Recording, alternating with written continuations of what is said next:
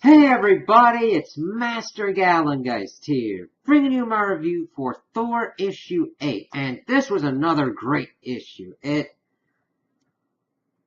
got us a good look at Angela's heaven realm and all that. Now granted, we didn't go completely into that realm, but we got a little bit of the workings and how they kind of view Angela and the rest of the realms, and we just got to see a really interesting prison escape. Because we begin the issue and we see Thor screaming and everything. It's like, what the hell is going on? He looks beaten up and really screwed over. We then flip and we see, like, yesterday, we see that Jane sees that thunder's happening and everything, and she wants to be in the storm, but of course, Thor is taking her to her cancer treatments. We switch over, we see that Tony and Black Panther kind of musing on what's going on, remarking upon his and She-Hulk's relationship as it's going on, but they're there for information on Loki, seeing where he's kind of been going and what's going on with him. And we see that Odin is getting ticked off with Screwbeard, hammering away at every point. So he decides to get his hands dirty and start making Thor an arsenal like he's never seen before. So I hope that looks pretty freaking awesome. He's like, wow, Odin's really getting into it. And granted, he's done the enchantments before, but he's actually getting into it and forging the hammers themselves. It's like, ooh, okay. We shift to the present. We see that they are at this Hall of Penitent, and the angels are freaking like, what were you guys trying to do? We're just pretty much going to throw them into the cells. They gave them a chance of confession. Of course, Valkyrie spit at them, and they get taken off. We see that they are all put in cells close to each other. Now, granted, we only know that Thor and Angela are there first, but Valkyrie, of course, is nearby as well. And Thor's talking to her and like, what's going on? I didn't count on them breaking my hands, but yeah, we're trying to rescue you. And she's like, well, has yourself tried to kill you yet? I was like, no. And she's like hovering over like Sunfire because the angels of heaven love to torture people. And they liked to make fun of her because she didn't have wings, but then she found out a way to fly and she's faster than them, and they hate her for it. And Thor kind of learns a little bit more that this is like a brood vessel, that the armies of heaven would take conquered foes, mainly males, because they don't have that many, and use this to test them if they were worthy of providing offspring. And I'm like, ah! And Thor's like, oh, so this is their idea of foreplay. And she's like, no, you're an Asgardian. They wouldn't take you anyhow. And we'd also seen that as they were kind of torturing him, they'd like pulling out his teeth and everything like that. You know, it was growing back. It's like, wow, that wouldn't be worth it. Wow, okay. Yeah, okay, you go with that. But Thor's is trying to crush him, and she's trying to figure out what their escape plan is. And they're like, yeah, we have an escape plan. I've got my Mjolnir and everything. And she's like, all right, who are you calling on? Scourge and the Destroyer and the Asgardians of the Galaxy. He's like, no, my goat, my dog, and Valkyrie's horse. And she's like, God. And so it's just like, my family's insane. It's like, dude, your animals are dead. Right as the cavalry busts in, and Thor's like, yeah, we gotta go now. And he's like, yes, alright, cool. And they get all set up. He's like, wait a minute, I need one more thing. And when they had been taken prisoner, their weapons were thrown essentially into a miniature black hole.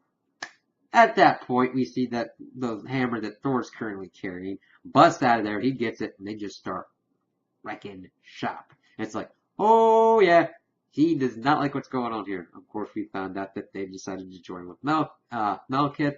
They had figured out, since they hadn't heard anything of Angela, that him and Valkyrie were going to go and see what's going on, see if they decided where on the War of the Realms. Like, heaven, that would be a potent kind of force for Malekith to have on his side. So we'll kind of have to see how that balances out. And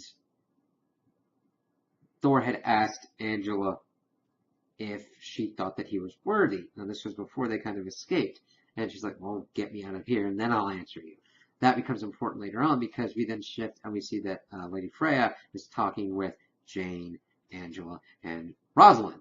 And they're all very worried for Thor because he only sleeps when exhaustion completely overcomes him. He's only eaten in about a month and looked shamed to do that at that. And Lady Freya is like, if we're not careful, Thor's going to be the first casualty of this. And they're trying to figure out ways to kind of help him. And Angela's talking about how he asked if he was worthy, and that she couldn't provide that because she didn't think that she was a worthy arbiter to determine worth, and that she knows that Thor Odinson is like the beating heart of the realms, and that without him it wouldn't work, and that Yggdrasil would just be a gallows, and that if you're not worthy, who the hell is? And it's like, wow, okay. And this is just after he pretty much sent the angel ship off into the cosmos, because he was like, I'm going to ask you questions and you're going to tell my hammer. And of course Valkyrie's like, they're not going to do that. We don't have the dungeons to hold him prisoner. So he just takes his hammer, ties it to the ship, and sends him into deep space. I'm like, yeah. And Angela's like, that's a pretty Odin move right there. I'm like, yeah. Proved that he was a son of Odin right there. I'm like, yeah. I mean, granted, you would think that Thor still has wisdom to attain, but as long as he has that mindset that he still has wisdom to attain, he made a wise decision there. He knew that these people could not be put still on the board, so he had to figure out a way to adhere to his moral code while making sure that they were effectively taken off the board. And that was a pretty good one. So we see that that's kind of shaken out, and he's just trying to figure out stuff on his own. The ladies are talking and trying to figure out what to do. Rosalind can't really do much because she's trying to wrangle what's going on with the Asgardian refugees and not having the resources of S.H.I.E.L.D. And Thor has went off to all of it to kind of like think about what's going on, think about being worthy. And he's like, in all these hammers, he's like, all these hammers, and none of them are you, none of them speak to me. As he's talking to the bit of Mjolnir, it's like, wow,